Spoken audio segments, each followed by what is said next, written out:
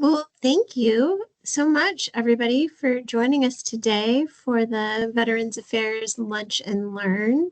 My name is Jennifer Johnson. I work with Thurston County Public Health and Social Services, and I work in the Environmental Health Division. And I'm really pleased to come and talk about healthy yards and gardens today. Please just take a minute and introduce yourselves in the chat. I find that if we have a little bit more interaction, it's just a little bit more engaging and harder for you to focus on 12 other things. I'm hoping that you've come today to bring us your full attention for the next 45 minutes. So let us know in the chat who you are and how about where you are today. Are you in the Kitsap Peninsula? Are you in Olympia? Just let us know where you are. And the way that we'll run questions today is Grace is going to help me in the chat. She's going to be monitoring the chat. So please let me know if there's something that I say that is just really confusing, or you just need some clarity, and Grace can interrupt me and let me know that I need to back it up, or if I need to slow down or anything like that, let me know. For some more general questions, you can put them into the chat, but we'll save those until the end, and I am happy to stick around and answer questions as long as you want to ask them. So without further ado, let's just jump right in here. Thurston County Public Health, we have a vision and a mission. We've got values. I've placed them all right here for you to read. We are really committed to working with people in our community to achieve the highest level of health and well-being for everyone. And as part of that, we have a Healthy Home and Yards program. This is where we provide information. We do a lot of tabling events, workshops, articles. We have an electronic newsletter. I'll tell you about that towards the end. We have a fantastic website. I will drop that in the chat. Actually, let me just do that right now, so that if you are interested, you can check out our website. This is a great place to find all kinds of healthy homes and yards information. And all of this is in the hopes that we can protect our drinking water resources here in Thurston County, and we can protect our lakes, rivers, streams, and Puget Sound. In Thurston County, many of you may know, we drink groundwater, just like it sounds like. Underground aquifers feed our local wells. Depending on where you are likely fed through groundwater for your drinking water, or for some of you, you are likely on surface water sources for your drinking water.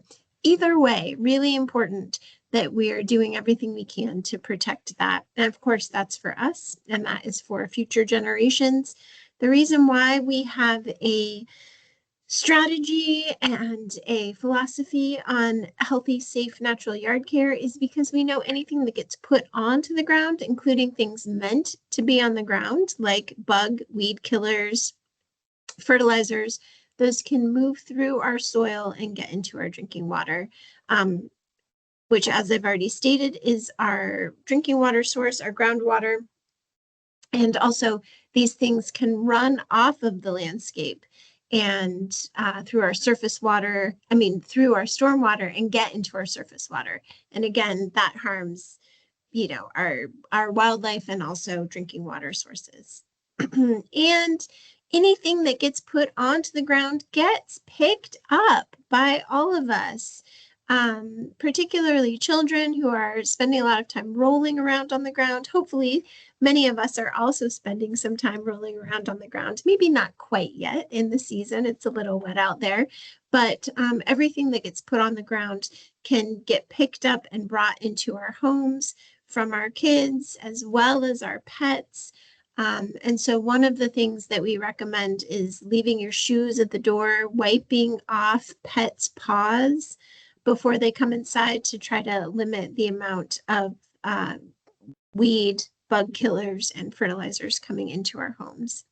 So I've already stated part of our efforts are to also protect our surface water, our lakes, rivers, streams, and Puget Sound. We have the incredible honor of salmon-bearing streams, and of course, all of this eventually gets into our largest species, including ourselves. So we're going to get kind of right into the nitty-gritty of how do we create a healthy yard and garden. And part of that is we work really hard to prevent problems. And our number one way of preventing problems in the landscape is by choosing the plants that are going to thrive in our area and putting them in the locations where they are going to thrive. In other words, it's for plant people, it's so easy to go to the nursery or you walk past the, struggling plants at the hardware store and you bring them home because they're cute, they're pretty, you know that you're going to be able to do something fun with them. Are those plants actually well suited for your growing conditions? So really important that you do a little bit of research. Is this going into a sunny spot? Is it going into a shady place? Do you have room in your location for this plant to thrive? Working with the nursery, the garden center folks can be really helpful. Lots of opportunities to do this research online. The website that I dropped into the chat, that's our website. And we have a full series of gardening guides, and they actually can help you select some of those plants that are going to do better in our Puget Sound Maritime Northwest. Native plants, fantastic. I'm hoping that many of you are getting out right now and seeing the beauty of all of our native plants. I took a quick walk this morning before I came into my office and I saw the beauty of I love the maple leaves that are blooming right now, the flowers that are starting to flower out, the red flowering currant, the elderberry was starting to bloom, just so many beautiful native plants. And the advantage of native plants, not only are they beautiful and not only do they do well, they are never going to need fertilizers. They are not going to need bug and pest protection of any kind because they have actually adapted and evolved with the growing conditions of our area. So they will not need fertilizer. We used to tell folks that they didn't need to be watered after a year or two. I'm finding that's not true anymore. As we have a changing climate, those plants do need water in the summer, but not very often. You'll start to notice I put in a few additional natives last spring, and I definitely needed to water them about 5 times in our hot, dry summer last year. But even then, much less water than other plants. Just some more beautiful photos of we've got, flower-bearing plants, berry-bearing plants. They're just dynamic and beautiful. And of course, they help to feed our birds and our pollinators and our local wildlife. The other thing is to choose disease-resistant plants. So I have on the screen just a couple of examples. There are a lot of disease-resistant roses that are being created every single year for our environment. There's some, of course, rhododendrons do great here. And for those more hybridized plants, choosing disease-resistant varieties can be really helpful. So the way that you in the Pacific Northwest deal with pests, particularly insect pests, is that you try to outcompete them with beneficial insects. I didn't give you much of an intro other than my job position, but I will say that I am an organic farmer in my spare time, and we maintain about 10 acres just outside of Olympia, and our best tool is by attracting beneficial insects, pollinators, as well as just all the beneficials that are going to help outcompete the unwanted insects. And there have been times where we seem like the unwanted insects, aphids in particular in our garden, have got the upper hand. And so we'll bring in additional ladybugs, and that has been extremely effective. At this point, we've brought in ladybugs twice in the last 6 years, and it has been very effective for getting the aphids under control. Around my home, I have a screen of poplar trees, and they, every 6 years, for the last 6 years, so we first had a really intensive infestation of aphids about 6 years ago, and we brought in a ton of ladybugs. I'm talking like 15,000 ladybugs to deal with this infestation, and immediately there was a change. And then last summer, we noticed that the aphids were returning, and we put out a bunch more ladybugs in the fall. And of course, I haven't seen yet what the results of that little experiment have, but Hey, Jennifer, they are. Oh yeah, please. We have a couple of follow-up questions with that. Please. Ari said, "What do you mean are being created?" I don't know what Ari was referring to that. Do you want to jump in there with that, Ari? Yeah, no, when she was speaking, she said every year they're being created. And I thought, what? Being created? What do you mean by that? Yeah, that's what I thought you were. I got it right away. So the roses are new varieties are created. You know, they're hybridized to do better and better in our environment. And then there were a couple other questions about ladybugs. What else do ladybugs do? And the ladybugs and praying mantis for sale at Lowe's and Home Depot. Would you recommend those? Yeah, that's a tricky one. What I have had the most success is there's a little nursery in town that I really trust, that they've done their homework to know what are the native ladybugs and what are the helpful beneficial insects for this environment. So for me, and this is, I'll reveal one of my biases, is that I really prefer the smaller local shops, because I have greater confidence that they're doing the research.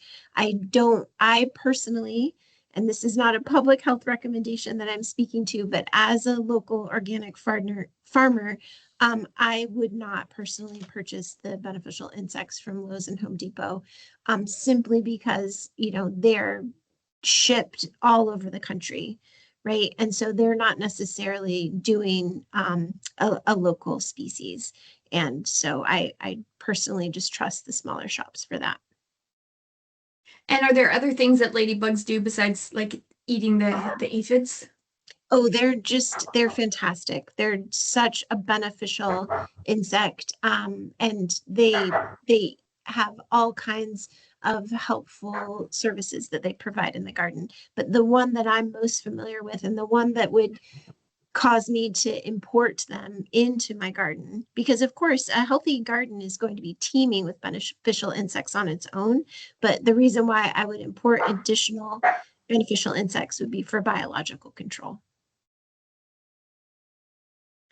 Okay, so I'm talking about, honestly, planting flowers is the best way to attract your beneficials, and also making sure that you're creating habitat. And that involves, this is controversial for some folks, having some areas of your yard be a little bit wild. Now, I will let you know this picture is, it's a little bit chaotic for me. I like a little bit more of a tidy, neat spot. But if you can let even the sort of edges of your yard be a little bit less maintained, let things go to seed. Right now, I have kale that's flowering in the field that I planted last spring. It's covered in bees on our warm, sunny days.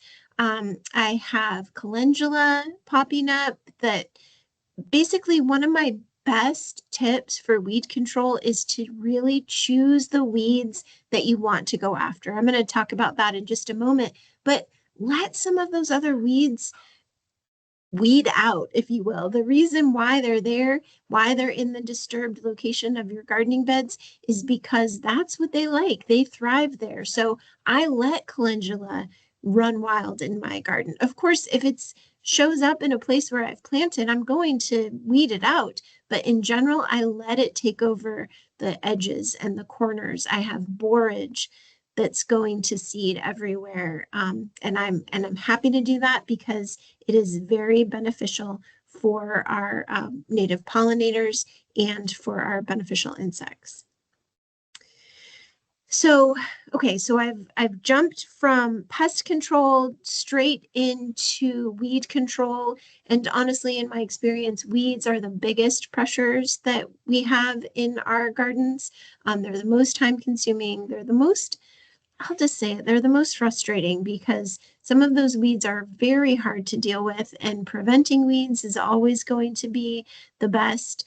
And preventing weeds by not having areas of bare soil.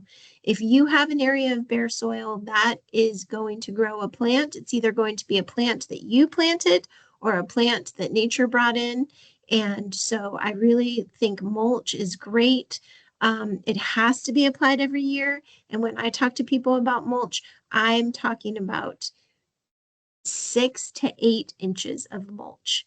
That is what is going to prevent those weeds from coming through. And like I said, you have to reapply the mulch every year because it will break down.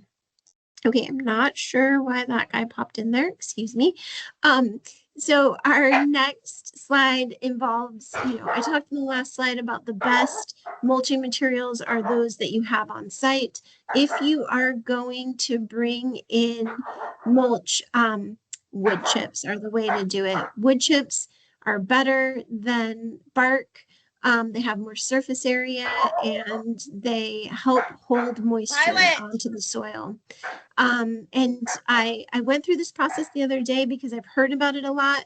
There's a link here called Chip Drop, and that is Chip Drop is great. I'm waiting now for them to bring some to my place. It's free. The way that it works is that you sign up, and then when local arborists are in your area, they'll just drop off these chips for free.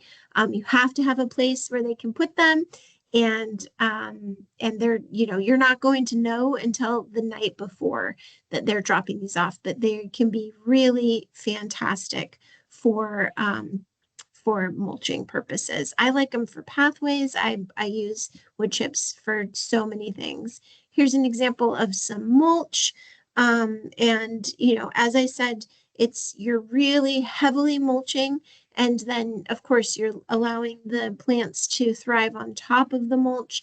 And I always like to give an example. When you're mulching, you need to make sure that there's a little space right around the plant so that it can still bring nutrients up and down the stem. You don't want mulch sitting right up against the stem or a tree trunk because that's a good place for rot to grow. So make sure you mulch really thick and then you go through and you just carve a little spot out around the stem or the tree trunk for good nutrient cycling.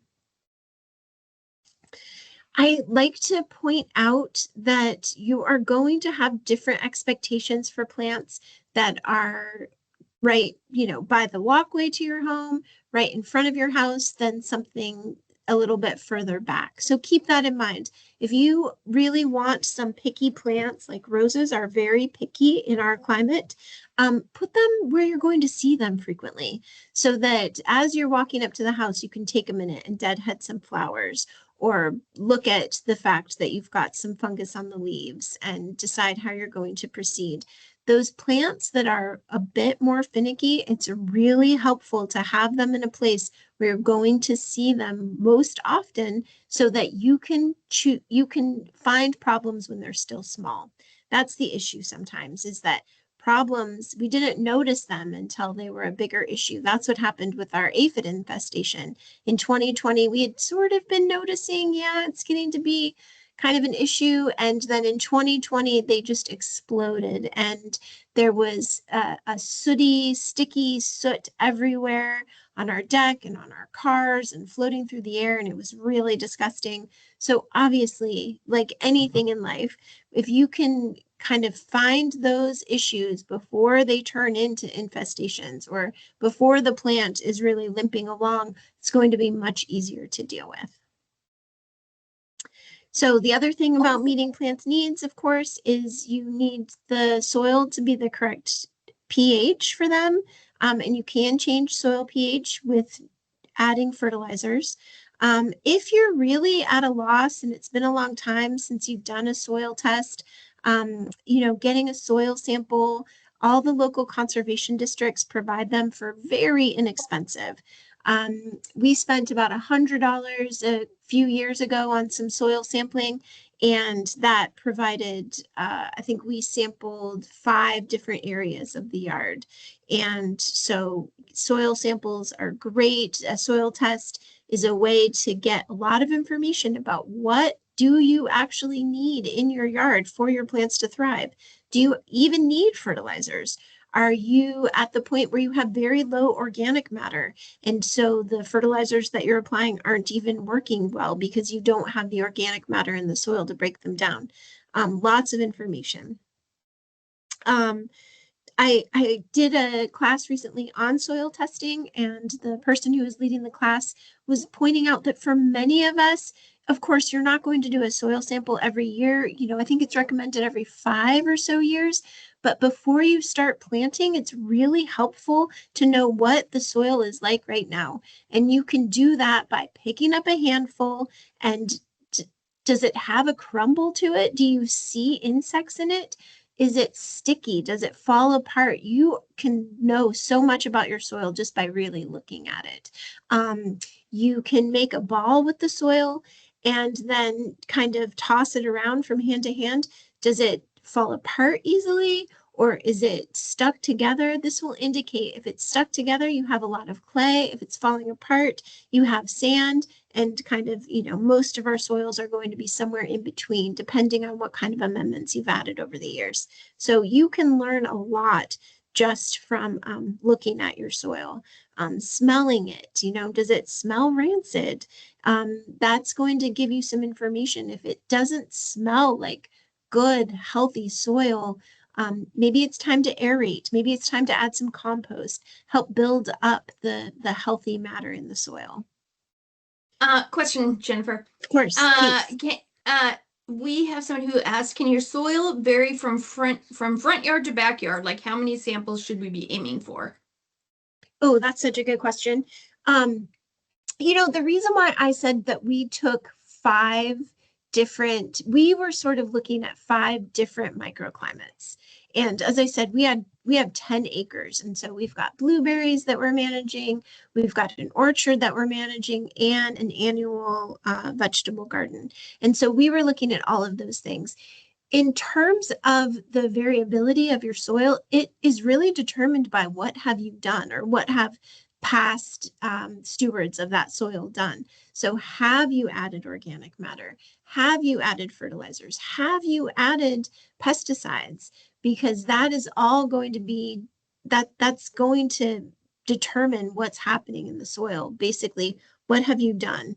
And so I would say it's really helpful. There's very clear recommendations for soil sampling. I think for a soil test, they recommend that you take 5 samples. But if you treat the front yard much different than the backyard, you might want to get 2 different tests. So if the front yard is more of your ornamentals, then you're looking at 5 different places throughout the front yard to get an aggregate soil sample of the front yard. And then the backyard, if that's depending on how you're using that, so kind of playing it by what are you looking for in terms of an outcome. And then do you mix compost into the soil? You absolutely can mix compost into the soil. Yeah, compost is great. I think a mistake that people make with compost is they think that it's a fertilizer. And what compost adds is micronutrients, certainly, but mostly what it adds to the soil is the soil microbial activity that you really need in order to break down fertilizers. What we do in our garden is we're always adding compost because we have very clay soil. So when we prepare a planting bed, we add compost. And then I like to, this is very specific to me. Okay. So again, this is it. I'm not speaking as a public health professional in this statement. But I really like adding worm castings as a little layer of mulch right up to my seeds. And we've been doing that for about 3 years, and the soil is really responding. We've got just much more activity in the soil, and fertility is increased significantly. And so I personally love worm castings. But yeah, anything you add to the soil to build up the organic matter is helpful. You can mulch with compost, but of course, because it's such a rich, nutrient dense mulch, you're going to get a lot of weeds in there. And so I am happy mulching with that, but then I'm going to top it off with the either straw or the wood chips, something of the sort. Okay, I'm going to keep us going, but Grace, please interrupt me if there's anything else. So I did want to point out with fertilizer, those 3 numbers on the bottom, you probably all know this, but just in case you don't, those represent the macronutrients that are available. So you've got 8% nitrogen in this case, 0% phosphorus, and 4% potassium. That would be considered a pretty all-purpose organic fertilizer. I don't recommend that you apply fertilizer to anything until May, I would say. And I guess like that just because it really depends on the soil temperature. When you're adding organic fertilizer, it is it's minerals, it's bound up, and that's why it's slow release, is because it's bound up in the soil and it relies on the soil microbial activity to break it down. And a lot of that microbial activity doesn't really wake up, if you will, until the soil warms up. And so when people are out fertilizing their lawns right now, no, the soil is so cold. I mean, it had some chance over the last couple of weeks to warm up, but now we've had such cold weather. I would not add anything until the soil temperatures have warmed up, anything being fertilizer. You could add mulch right now. You could certainly add compost right now, but organic slow release fertilizer requires activity in the soil to break it down. Otherwise, you're just wasting your money. So I like to bring this up. If you are making your own compost, it's really helpful to turn it over at least every year. That's why so many people have sort of a 3-bin system so that you can just turn it over into the next bin once a year. So lots of information on the Master Composter's website. WSU has a great Master Composter, Master Recycler information on the WSU Extension website, and that's a great place to learn more about composting. Okay, we've talked about this a little bit. Let me do a time check. Okay, I want to finish up in the next 10 minutes so that there's plenty of time for any more questions. So as I've talked about, really preventing weeds by mulching, plant spacing. I remember my grandmother had every plant in her yard spread out by, 5 feet. And I cannot imagine how she kept up with weeding that garden. Because if you are planting your plants closer together, you're going to outcompete weeds. You're going to provide shade. Any place that there's empty, bare soil, you are inviting plants to come in there, and they're either going to be plants you want or plants you don't want. And let's get in a little bit to the watering practices. So I talked about this a little bit, allowing some of those weeds that aren't really too bad Clover is fantastic. Any ground covers you put in. Every year we have volunteer sunflowers. The best kale that I've grown in the last 6 months is coming out of my compost bin right now. It's lush, it's green, it's beautiful, it's not going to seed yet. Why would I weed that out? It's fabulous. And that discernment is going to help you save energy for the weeds that are really annoying. Blackberries are terrible in my garden. Buttercup is just rampant, and I'm doing my best to contain an awful patch of morning glory. So all of my weeding time and energy is going to those plants, the ones that I really do not want to take hold in my garden. The calendula, it's pretty. I don't mind. It's fine. Your watering practices are going to do a lot to determine your garden health. So I have this water, what do you call that? Like a decoration yard art that I took a photograph of a local yard, and I'm sure they thought I was going to say, this is so beautiful. Instead, I use it as an example of, why would you do this? You're just spreading water everywhere. So you're wasting water. We all know that Washington State has drought conditions in the summertime. And not just that, but you're not watering anything except for everything, right? So I really try to limit my water to the plants that I'm trying to grow. Soaker hoses are great in a tightly dense area. Drip irrigation is fantastic. Just the basic thing of watering in the morning before the sun gets really high and hot to limit evaporation. And as I said, watering just the plants you want. I am very careful to not water other areas of my garden, but I do deeply water the plants that I want. I'm generous with water, but I'm very careful about who gets it. Okay, I've talked a lot about avoiding bare soil. Planting those plants that are going to do well in our environment and bring something back to the soil. So that's what a cover crop is. Cover crops are things like the clovers. I love clover as cover crop because it's also really pretty. The oat straw is gorgeous.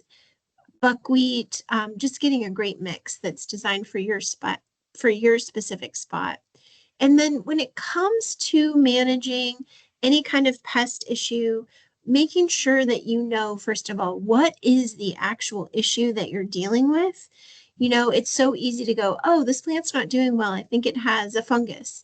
And maybe it does, but then you look at it and, well, maybe it's been overwatered, or maybe it's been improperly pruned. And so the reason why the fungus is taking over is because you left all these spots for the fungus to get in. So what is the actual issue?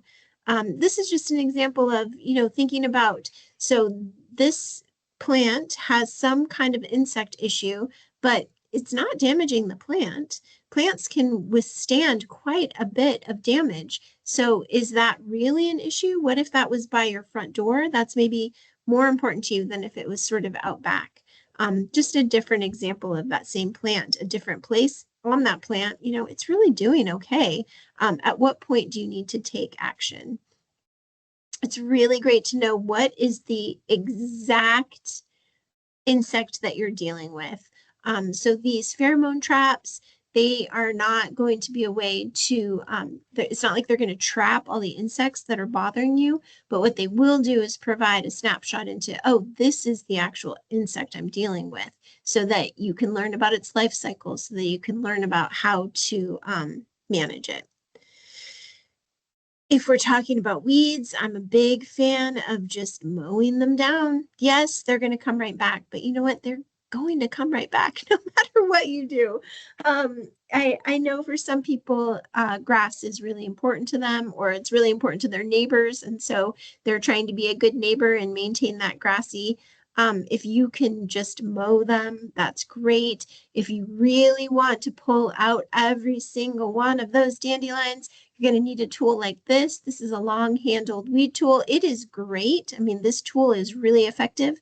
A trick that I heard somebody say years ago that I always pass on in my workshops is for every weed that you pull out of the grass, you need to put some grass seed there. Otherwise, another weed's just going to come right back into its place. So if you're going through a lawn and doing some weeding, then you want to have a little bucket full of compost and grass seed and just plop right into that spot where the weed came out. Do not recommend the use of weed and feed. First of all, it's a fast release fertilizer, really easy for that to get rained right into our nearest stormwater system, which many of you probably realize, but stormwater is not filtered in our area. It goes directly into the nearest lake, river, stream, and Puget Sound, carrying all of those fertilizers. That's part of why we have such a bad issue with algae blooms in the summertime in our area, in Puget Sound, as well as our local lakes. So don't recommend weed and feed because I don't recommend the fertilizer that's used in that. And also don't recommend broadcasting an herbicide. So if we were going to go back to this photo and you were thinking, you know, how am I going to pick all of those dandelions? I would say you're not. You're going to manage it through mowing. If it's really important to you, then you can spot spray those dandelions with an herbicide. I don't recommend that because herbicides are very dangerous. But if that's what you're determined to do, that is better than using a weed and feed product. Okay, so another handy weed tool. Everyone should have a weed dragon. This is just a propane torch, best suited. Always want to use that before July, and it's best suited for something like this: driveways, sidewalks, cracks, edges. We use it on the edges. The thing that people don't recognize about weed torches is that you're not going to stand there and torch the weed. Okay, what you're doing is, I think the recommendation is 5 seconds per weed. So you're just going to count 1, 2, 3, 4, 5, move on, 1, 2, 3, 4, 5.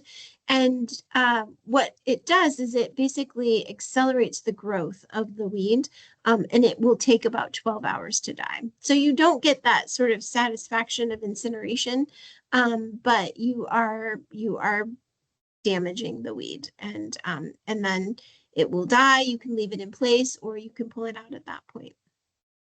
Okay, I'm running low on time, so I wanted to, if you are choosing a chemical control, so this is an herbicide or a pesticide, then really want to choose the safest possible product for that particular issue. Grow Smart, Grow Safe is a fantastic resource. I'm going to drop that into the chat just so that you have it. This is great for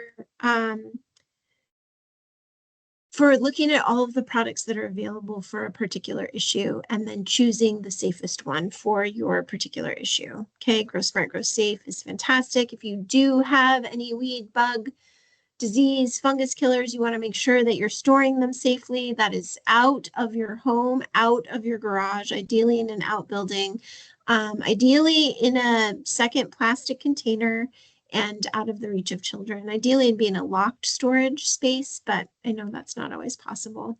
And if they need to be disposed of, your proper disposal is at Hazo House, located at Thurston County Waste and Recovery Center, also known as the dump or the landfill. I don't call it a dump or a landfill because nothing is dumped or landfilled there anymore, but Hazo House is located out at the Thurston County Waste and Recovery Center. Most of our counties in Washington state are going to have some kind of free, safe disposal for unwanted household hazardous materials, such as pesticides or fertilizers, you know, all kinds of home gardening products fall into that category of household hazardous materials. Okay, I'm going to look at the chat. Here's I've got a list of the questions. Oh yeah, okay, fantastic. Yeah. I just was going to let you know, here's my contact information and that of my small but mighty team of educators.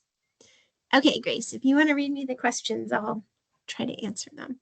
All right. What type of plant deters moles? Oh goodness, moles are just a headache, aren't they? I don't know any plant that deters moles. Um, I'm sorry, moles are a real headache.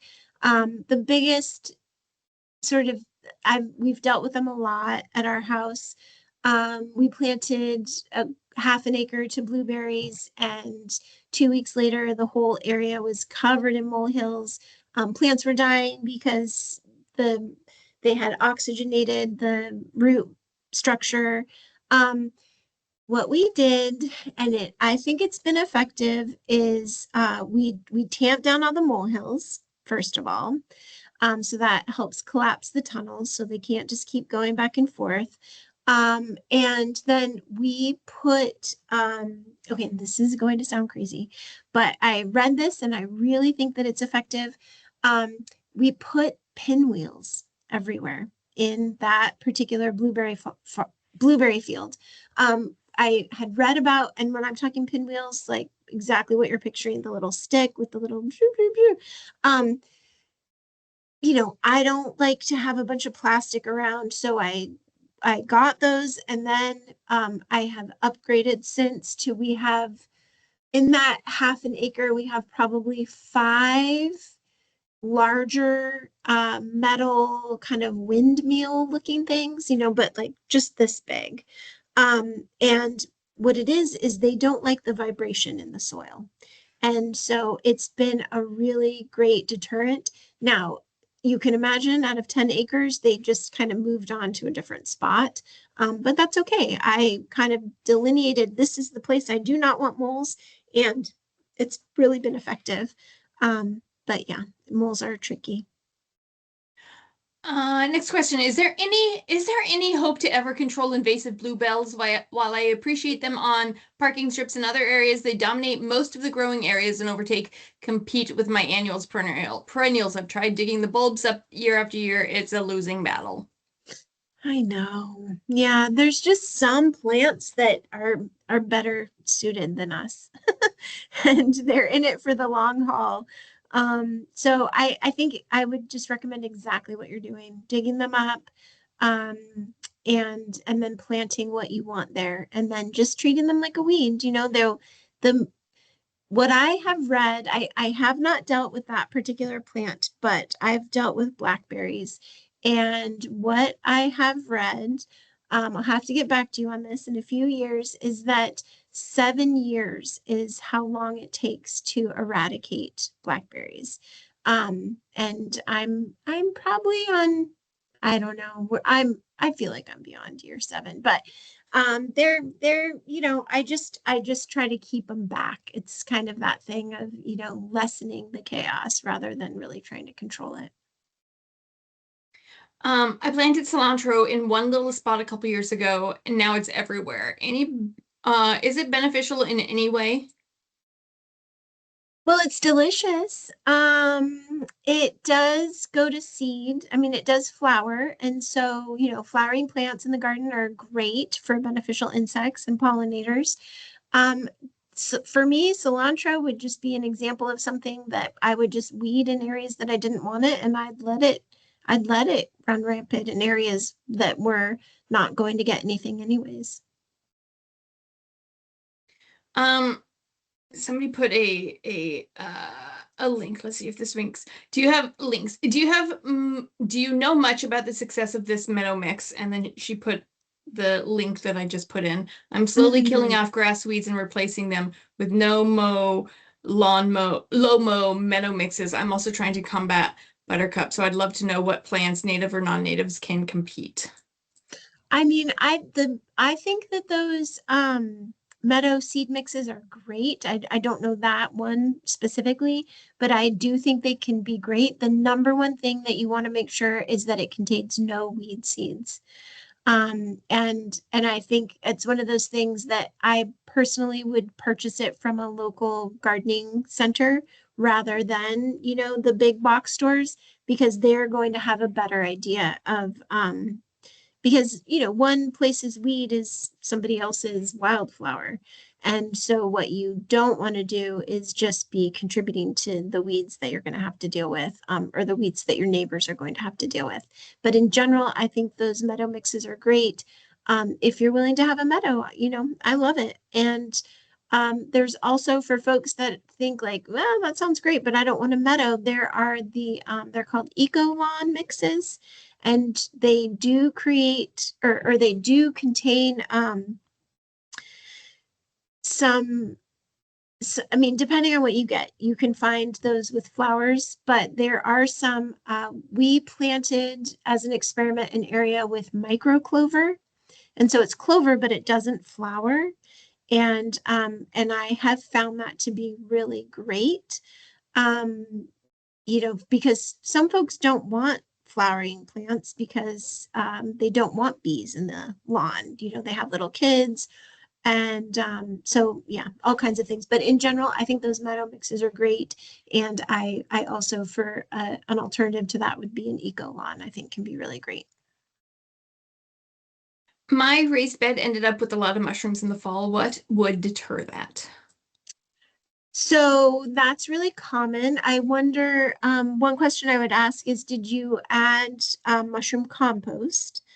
But in general, what would deter that would be it's just wet. It just has to dry out. It also, mushrooms like decaying matter. So, what is in that garden bed that's decaying? I would keep adding things like straw, like wood chips. Nothing wrong with mushrooms. I mean, honestly, it's part of our ecosystem. But it indicates that it's really wet. I would guess not a lot of great light there. And then just thinking about what is the growing medium? Why are the mushrooms thriving there, and changing that growing medium? We're past the 45. Are you good staying around, Jennifer, Yeah, and answering I can questions? absolutely hang out. Sure. Okay, and I'll continue recording this.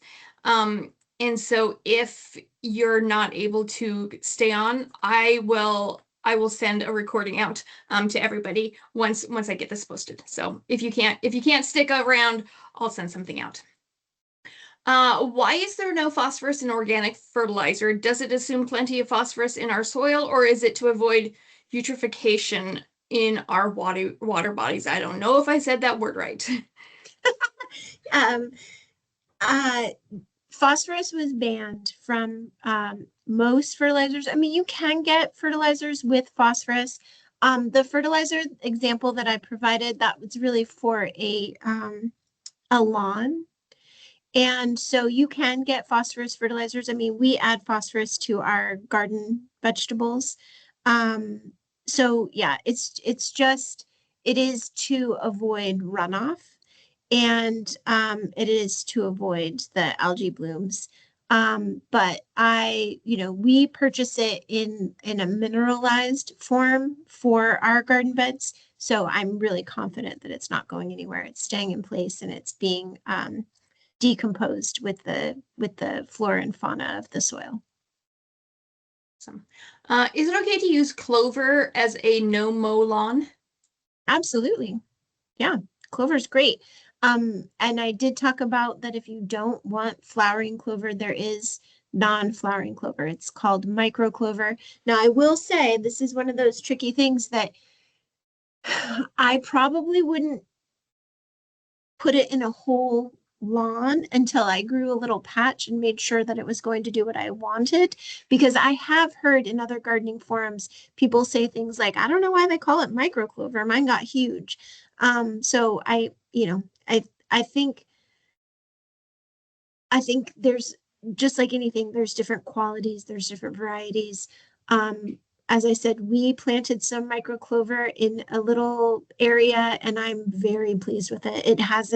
It's been there for 2 years now, and it hasn't grown above probably 2 inches, and it's not flowered. Is there a good pictorial guide to identify which weeds are invasive or disruptive? The noxious weeds, Thurston County Noxious Weeds has great handouts. And so if noxious weeds is dealing with anything, of course, then it's noxious and you don't want it.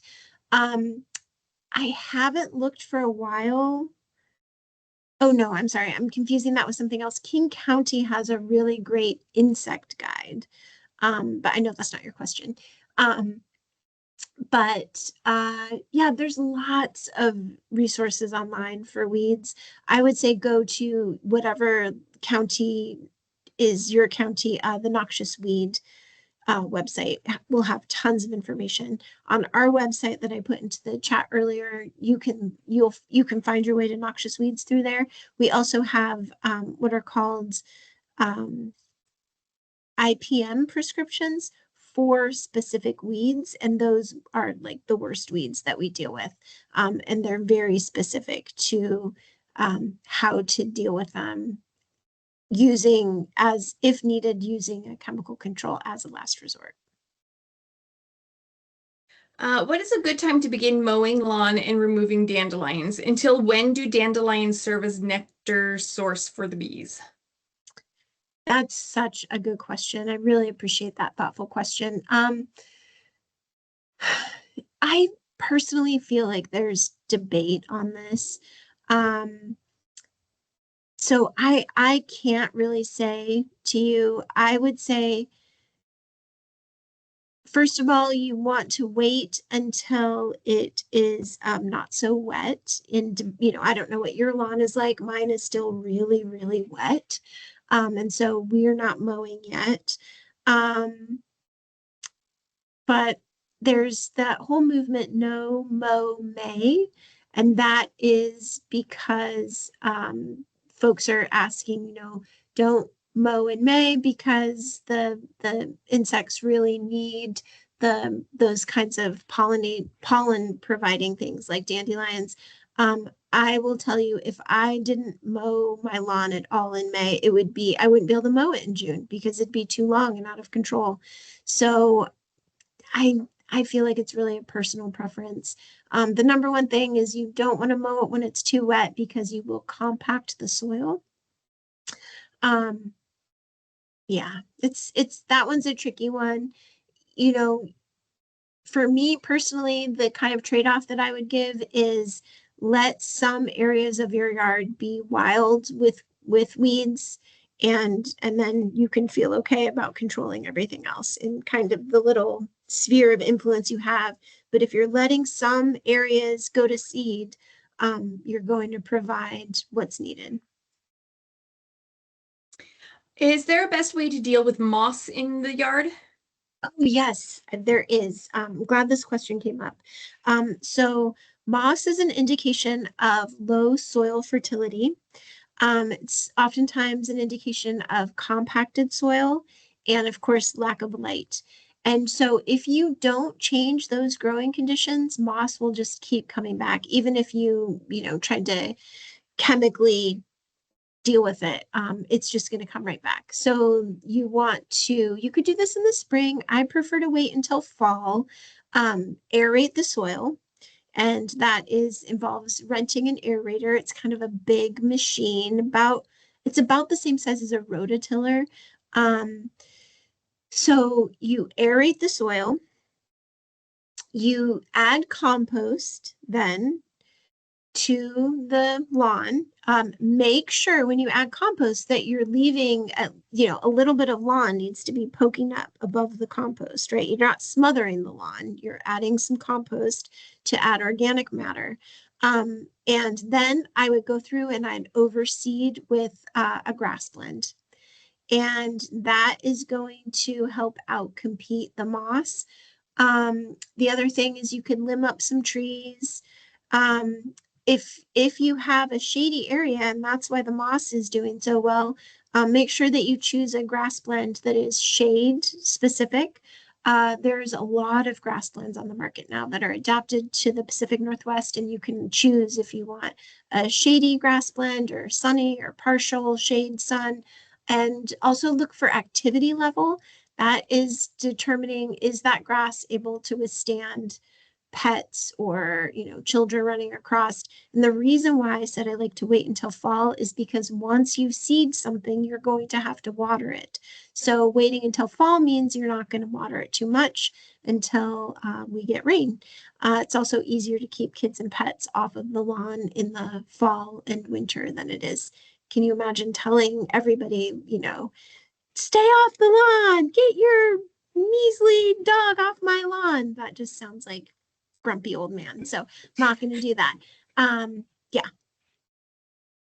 How long do you water a plant for when you deeply water them? For a plant planted in the ground, not a pot. I feel like I tend to overwater because I'm not sure how much water is needed to reach down to the roots and how much the water spreads when I water them. Ooh, that is really specific to what plant you're watering. Is it a plant that requires a lot of water? I would say, honestly, for when I'm watering blueberries, so we have a drip irrigation system. But before we did, I would hold just the hose at each plant and I would count to 30. I mean, that's so not scientific, because it's really like, what's the soil like? If it's a really sandy soil, that water's just running away. If it's clay soil, you're watching the water surface. So you really need to determine, first of all, how big is the plant? And then, so the area above ground gives you an indication of how deep those roots are. And but I just try to be consistent and I just try to really pay attention. So consistent meaning, I really do count per plant. The other thing that I do in the garden setting is I kind of just go through and I'm watering every plant and then I go back through that row and I give it another drink of water because it takes a couple of seconds for the water to filter down through the soil. So if I just stood there and watered and watered and watered, I'm going to see the water is going to come to the surface, which is over water is unnecessary. We don't want that runoff. So I'm waiting until I can see that the soil cells have expanded to accept the water, and then I'm moving on. And then, like I said, I'm coming right back through and I'm giving another little bit of water. Because once the soil is damp, it accepts water more readily. We've all had that experience. The soil is really, really dry. The water just runs right off. So I like to slowly water. I water deeply. And as far as overwatering, it may just be that you water too frequently. And again, it's so determined by plant and soil. But we put in a bunch of trees last year and we watered once a week. And that was it. And of course, when I'm talking about watering, I'm talking about not until the rain stops, right? So you don't need to water too much until, usually July, August, some of September in our area. Is there anything like the pinwheel, but for deer? That's called a fence. That's the only thing that I know to deal with deer is fencing. I know it's so annoying, but and it has to be a tall fence.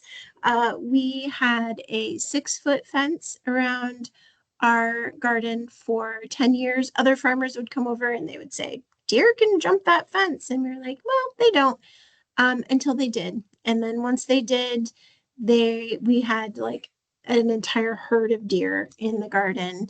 And now our fence is 10 feet tall. It looks like overkill. It looks like we're trying to keep out giants. But yeah, we're not going to have any deer in there. In January, apparently a new law limit setting of neonicotinoids. I'm so sorry. You know what? I'm gonna put this big worded thing in the chat. Neonicotinoids? Yeah, and Yeah. then selling of neonicotinoids like Oh, yeah. imidacloprid, Yeah. even for You're indoor doing great, household Grace. pests. Yes. Can you speak to more why some online sellers like Amazon and big box stores are restricting shipping of these products, but local stores are still selling them? Oh gosh, what a good question. I don't know. Commerce, man, it's confusing, isn't it? Yeah, I mean, I'm glad they're not shipping them. Those pesticides have been shown to be extremely harmful for our pollinators. And as far as why local stores are still selling them, I mean, you're a consumer. I'd go and say, hey, I'm not going to shop here while you're selling these. Um, yeah, it's really it's not okay. I wouldn't shop at a store that stole those. Do you have any thoughts on coco coir? I'm not sure if that, again, the pronunciation. I've been using it to sprout plants inside, and it kind of gets moldy. Oh, I have not heard that, but I'm not very familiar with it. Yeah, I'm not familiar with it. I know what you're referring to, and I've just thought of it as, it's like a dry layer. So I'm surprised that it gets moldy, but if that's your experience, yeah, I wouldn't use it, but I don't know much about it. I know it can be really harmful for pets. So that's something to keep in mind. I have a climbing rose bush that hasn't flowered in a year, but is green and grows leaves. Do I need to add compost? Um, I would guess that you need to add fertilizer. Yeah, I would get an all-purpose rose fertilizer and try that. You have good leaf growth, which is great, but blooms need something else, right? Flowers need oftentimes flowers need that phosphorus and that potassium. So I would try a rose.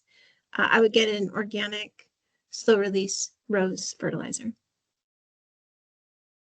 For disposing of invasives like bluebells, morning glory, blackberries, etc., do you suggest disposing of it in the trash instead of yard waste bin, or does it depend on your city's method of treatment, incineration versus composting, and rules on what should go into garbage versus yard waste?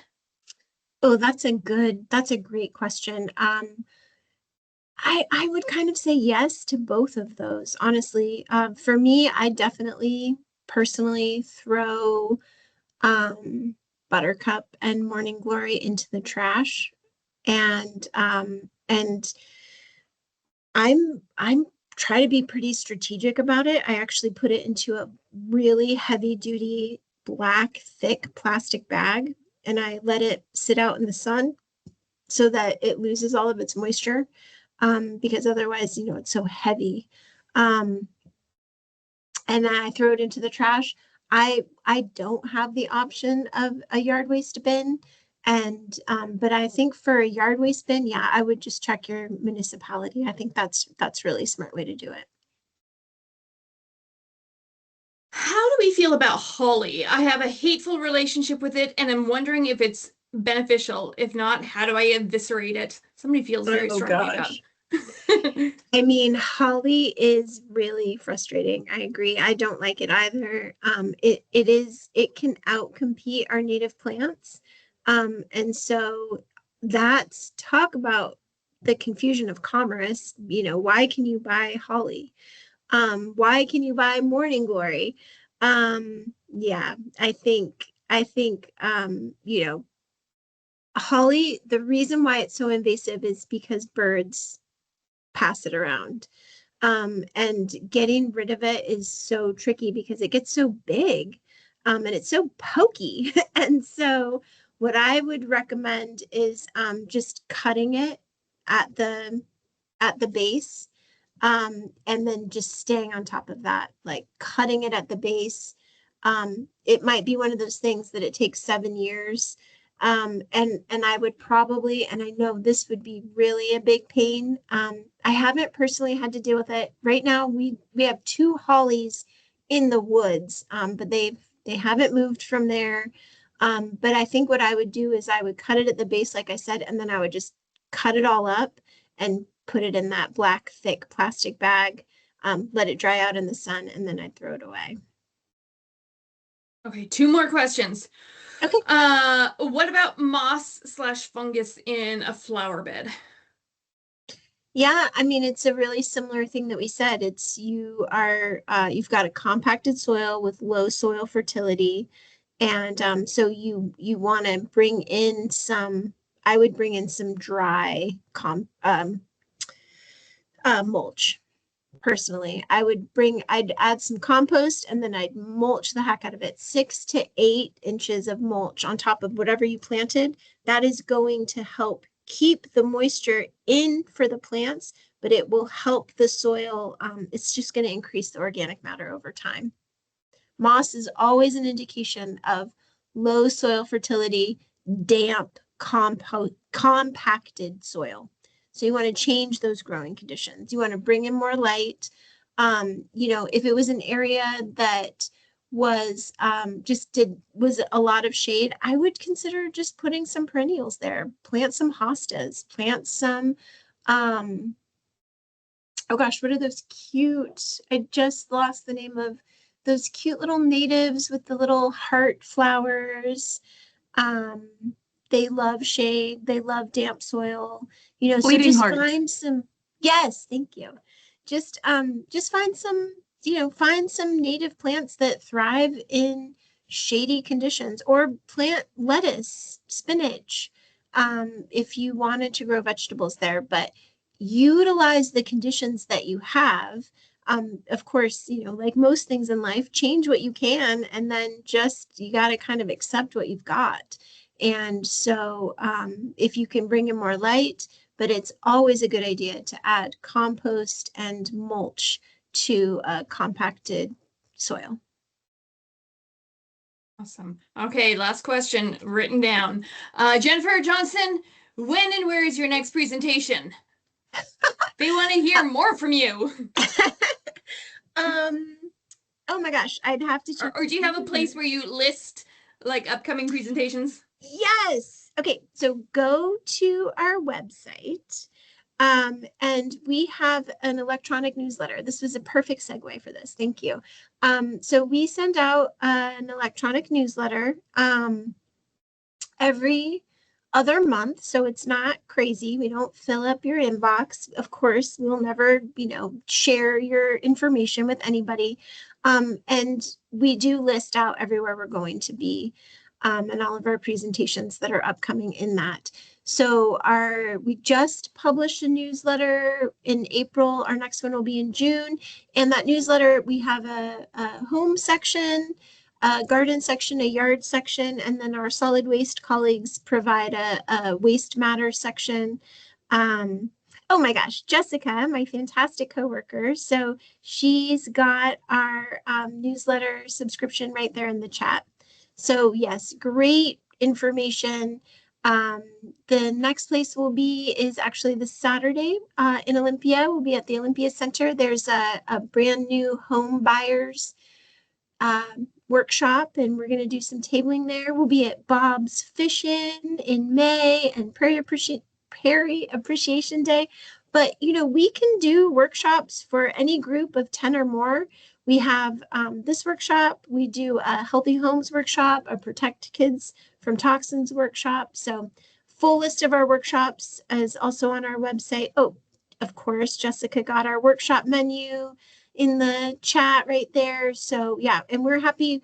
We would find a location if you want us to, like we can do it here. We're located at the atrium on Pacific in Olympia, or we can come to you.